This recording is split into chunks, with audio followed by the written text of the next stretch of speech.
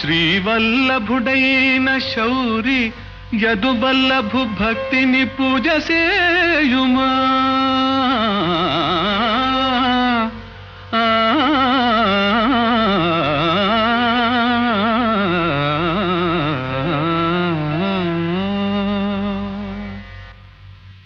సుగుణమణి, రుక్మిణి, వయస్సొచ్చిన దానవు రేపో మాపో ఎవరినో వరించక తప్పదు. శిష్యురాలవని ప్రీతి కొద్దీ చెప్తున్నాను.